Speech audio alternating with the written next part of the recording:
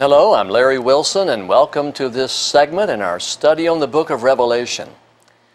This is part 3 in our examination of the 7 trumpets, and this is going to be a very packed segment, and I hope that if necessary you will listen to it 2 or 3 times to make sure that you've correctly heard everything that needed to be heard.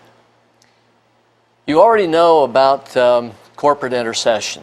You know that God has 2 altars in heaven's true temple. One is the altar of incense, the golden altar. The other altar is the altar of burnt offering, and in fact that altar is described in the 5th seal, where the souls, are under the altar. In the Old Testament, the blood of the sacrifices was kept at the base of the altar of burnt offering. So we find both altars in heaven's true temple. That's my point there.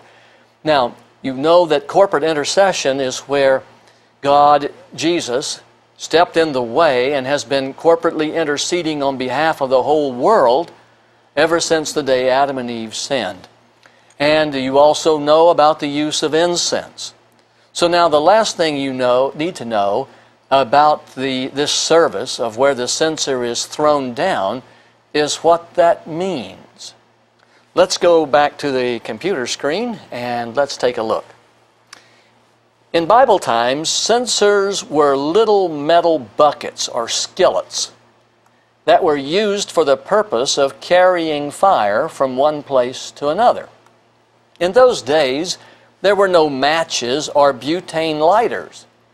So it was a lot easier to carry fire around than to start a fire.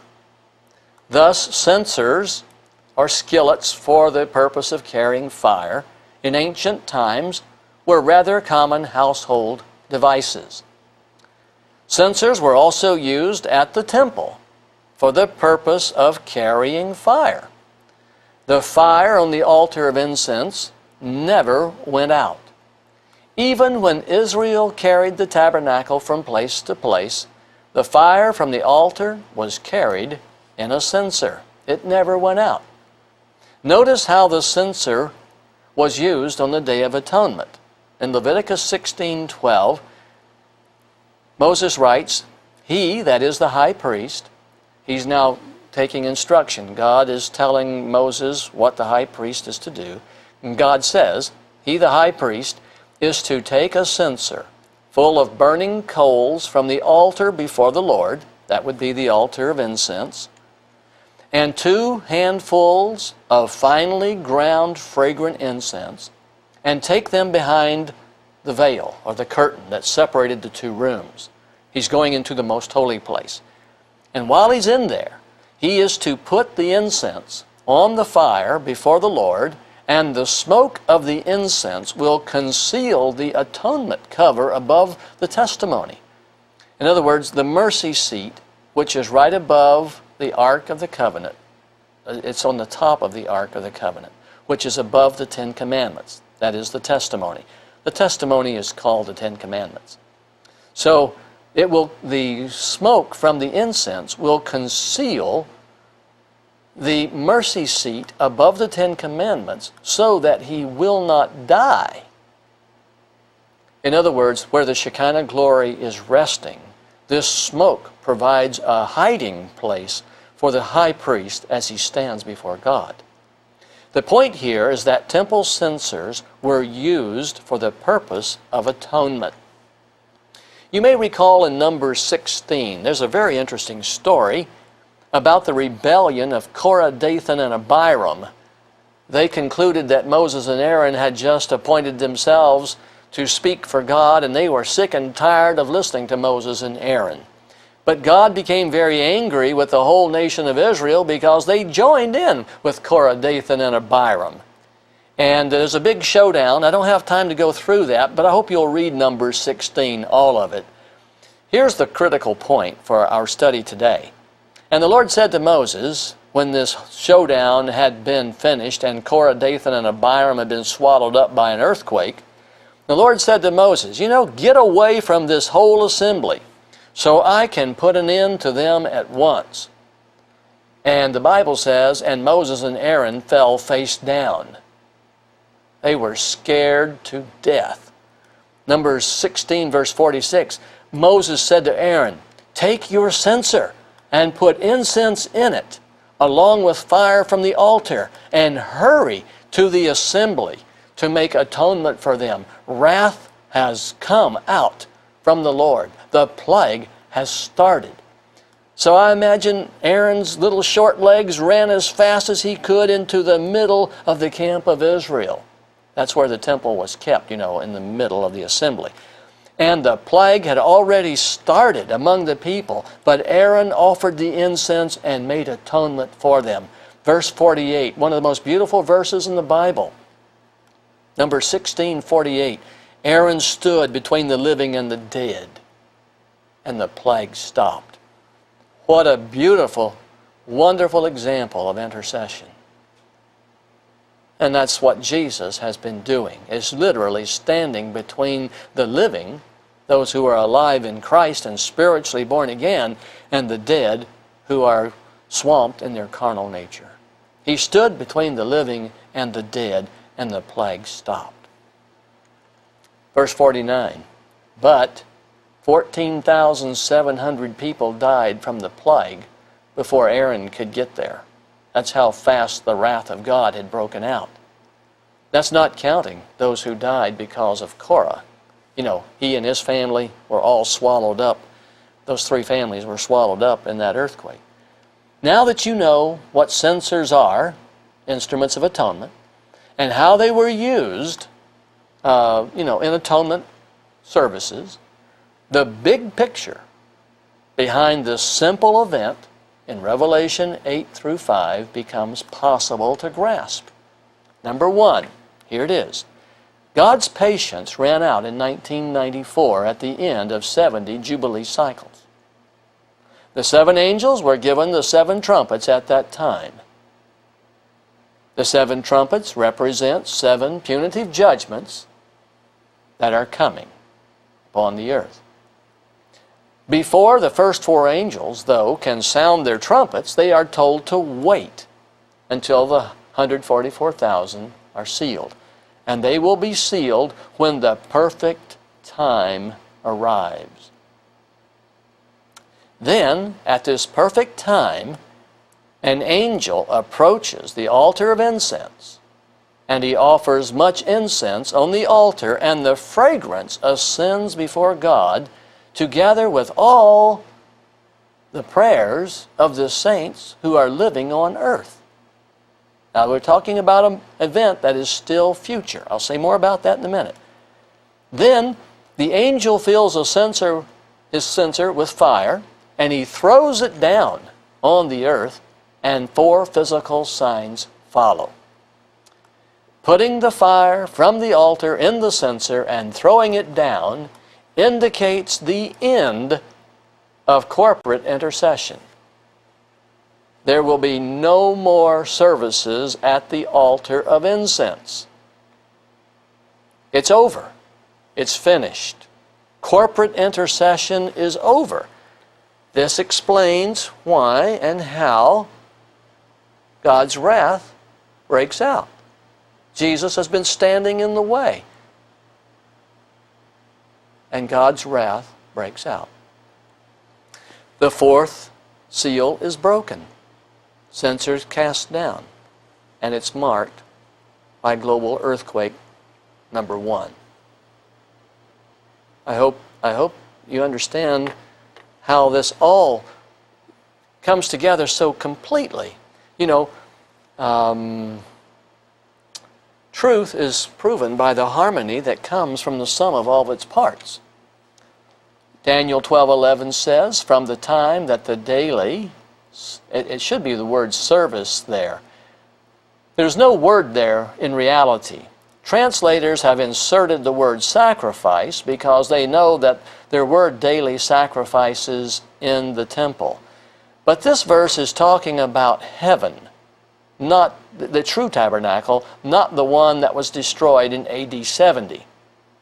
So from the time that the daily service in heaven's temple is abolished, and the abomination that causes desolation is set up on earth, there will be 1,290 days. It's the abomination that causes desolation. When we get to that, that's the universal death decree. So it's 1,290 days from the time the censer's cast down until the universal death decree on God's people is set up. So daily atonement will not be offered anymore on the altar of incense. Therefore, when the censer's cast down, God's corporate wrath breaks out upon earth's inhabitants. The fourth seal is broken. Rumblings, lightnings, thunders, and a global earthquake follow. The world is stopped in its tracks. The whole world will be put on notice with these four phenomena that God's anger with our corporate behavior, the majority of the people on this earth, will not be restrained or contained any longer. The appointed time, as it says in Daniel 8, 17 and 19, the appointed time for God's wrath has come, and shortly after these four manifestations, the first trumpet will sound in heaven, and fiery hail will fall from the sky and will burn up 1/3 of earth. The places that will be burned up will be those that are notoriously wicked places, like Los Angeles, like Las Vegas, like Houston. Places where their sin is rampant and violence is just out of control. Now, you might be wondering about the prayers of all the saints on earth. What in Revelation 8 is their petition? This is a very good question because the saints cannot know the timing of this service in heaven's temple, because this service occurs shortly before the censer is cast down and the global earthquake occurs. See if this explanation makes any sense to you. First, the Bible does not say what the saints are praying about. We know that saints are praying every day to God, but this service in heaven is not an everyday event, and neither are these prayers.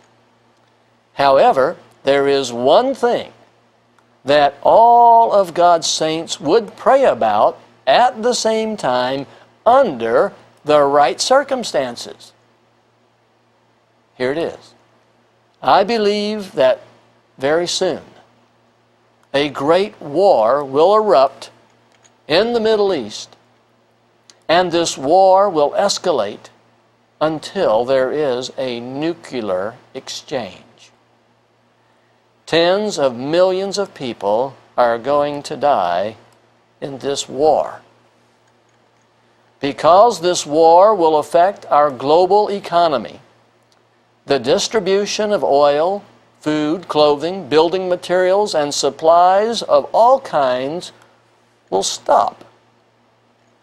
This war will be a fearful event, and the words of Iran's current president may be quite prophetic. It is his intention, he says, to wipe Jerusalem off of the map. If Israel was totally destroyed by nuclear bombs, what would this do to the theology of hundreds of millions of Christians who believe that the temple will be rebuilt? Because this war will be nuclear and the consequences so far-reaching, the whole world will come together crying out for peace and safety. Anxiety will be very great, and all of God's people will be praying for the same thing, the imminent return of Jesus Christ. Now let me make a point. A nuclear exchange doesn't mean Israel only. I'm talking about bombs going in lots of directions. I'm talking about destruction on a global scale. You know, you've got North Korea at the present time, and you've got Iran at the present time, and you've got Pakistan and India. 40 nations having nuclear energy, nuclear bombs, and Israel having nuclear bombs. I'm just saying, I think a great war is going to begin that will ultimately include nuclear exchange. And out of this horrific consequence, the cry for peace and safety will become utmost among the living. The Apostle Paul wrote in 1 Thessalonians 5:3, while people are saying peace and safety, destruction will come on them suddenly. This destruction is not man-made, this destruction is God-made, because the censer's cast down. At a time when people are crying out for peace and safety, sudden destruction will come, as labor pains on a pregnant woman, and they will not escape. Meaning, but he's using the illustration here, you can tell by looking at a pregnant woman, if she's large enough and late enough in her pregnancy that the pains are truly labor, you know what's going to happen. So it will be. But you, brothers, are not in darkness, so that this day should surprise you like a thief. We have the more sure word of prophecy. Within the context of cries for peace and safety, the sudden destruction that Paul speaks about comes from God. While world leaders are doing their best to achieve peace and safety to stop further nuclear madness, God steps in. So, all of the saints on earth will be earnestly praying for the Lord's intervention and return. An angel in heaven is called to the altar of incense. He is given much incense to offer, and after presenting the petitions of all the saints, the Lord gives the nod, and the angel throws down the censer. In other words, throwing down the censer is the answer to their prayers. Corporate intercession stops. God's wrath breaks out, and Jesus is on his way to rescue his children. As I said earlier, the second coming is a parade of events requiring 1,335 days. If you think this nuclear exchange scenario I have presented is horrible, you haven't seen anything yet. Sudden destruction from God will miniaturize the nuclear exchange that is coming. God steps into the affairs of mankind with something bigger and more deadly than nuclear bombs. I've made myself a little note here to tell you a story. One day I was walking along my driveway and I saw a big black carpenter ant that had been attacked by 3 little ants. And the fight was just, vicious. The big ant was trying to bite off the heads of the little ants, and the little ants were trying to bite off the legs of the big ant. And I watched for a little bit as this whole drama was so intense. It was a fight to the finish, and I finished it. I stepped on all 4 of them.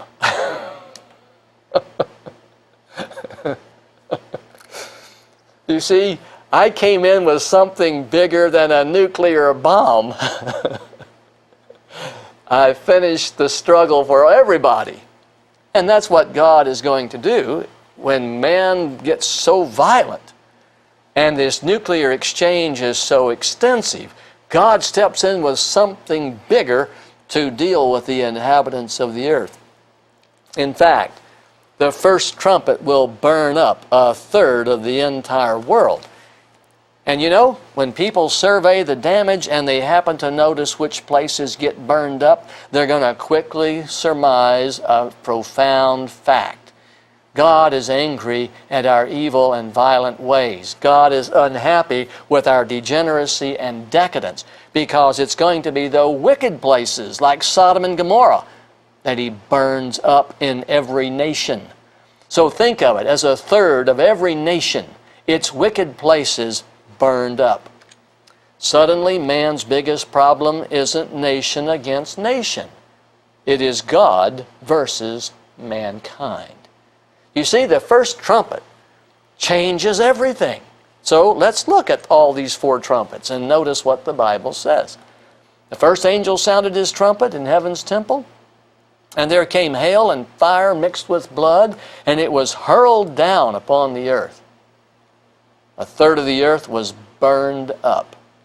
A third of the trees were burned up, and all the green grass was burned up.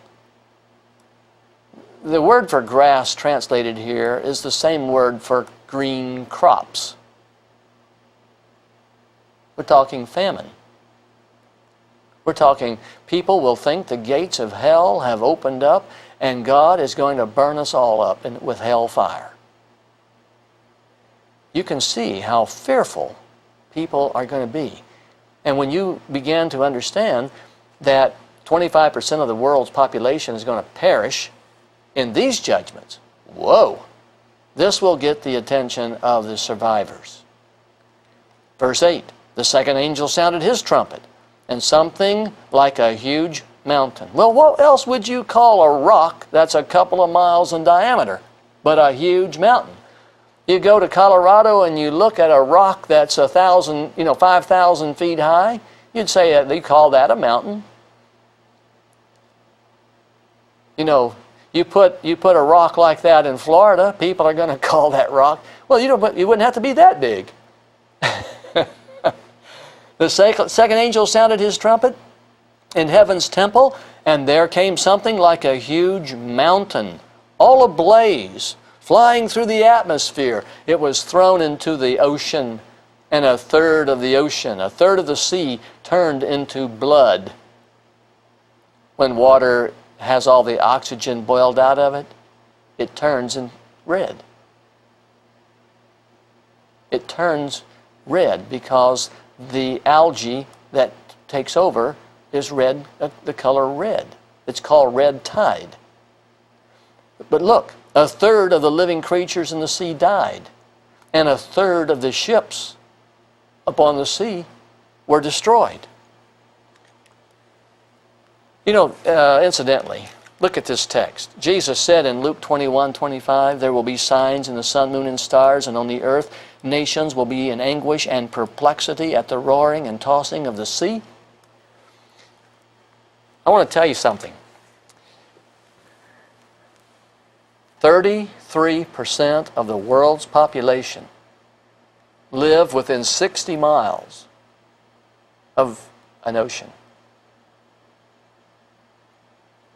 A third of the world's population lives within 60 miles of an ocean. So when that asteroid, great mountain, impacts the sea, the tsunami that occurs, that as a consequence, will distress every ocean eventually, but more so than that, it's going to wash clean the particularly wicked places that build up around the coasts of nations. Let's go on with the third trumpet. The third angel sounded his trumpet, and a great star, blazing like a torch, fell from the sky on a third of the rivers and on the springs of water. Okay, this great asteroid impacts a continent. And by impacting the geologic strata of that continent, by changing it, a third of the rivers become contaminated, and so do the fountains, the springs of water. The name of the star is wormwood. Wormwood simply means poison. A third of the waters turned bitter or poisonous, and many people died from the waters that had become bitter. Well, a great asteroid impact can affect water that will come out several hundred miles distant from the impact zone. People think the water is okay when it's contaminated. They drink the water and die. Verse 12. The fourth angel sounded his trumpet, and a third of the sun was struck, a third of the moon, and a third of the stars, so that a third of them turned dark. Now you say, what is that all about? A third of the day was without light, and also a third of the night. I want you to notice, I'm holding here a globe. And as this globe rotates around, I want you to look at the middle third, from the Tropic of Cancer to the Tropic of Capricorn. These lines represent about a third of the Earth's volume, and it's interesting to notice that 2/3 of the world's population lives in the middle third of the earth. So this darkness, I believe, will be caused by God releasing the volcanoes. The ring of fire, I believe, will cut loose, and 1,000 volcanoes will spew their ejecta into the atmosphere, and they will burn up particularly wicked places as as the lava rolls down the mountain. And as this great calamitous event occurs, the middle third of the earth is covered in darkness because the jet stream has picked up all of the debris and ejecta and ash from the volcanoes, and the result is global famine. Global famine. Let's go back to the computer screen. John says, as I watched, I heard an eagle. Verse 13. This is the last verse in Revelation 8. As I watched, I heard an eagle. Now this eagle is the fourth living creature. This is the one that had the face of an eagle, and this is the one that oversees the execution of the fourth seal. That's interesting. So I heard the fourth living creature, the one with the face of an eagle, say, he called out in a loud voice, woe, woe, woe, 3 times, saying, condemned, condemned, condemned are the inhabitants of earth, because of the trumpet blasts about to be sounded by the other 3 angels. Well, the last 3 trumpets are called 7 woes or 7 curses because they fall on wicked people. The first 4 trumpets fall on wicked places. Well, we're out of time for today's study. As I said at the beginning of today's study, I hope you will share this information with your friends and your family members so that they can begin to understand that God's got a plan. And this plan involves a lot of upheaval. But through it all, God is going to reveal His goodness and His love and His mercy in the midst of His wrath. And in so doing, save the ultimate and maximum number of people. Well, that's all we have for today. We will see you in our next broadcast. May God bless you is my prayer.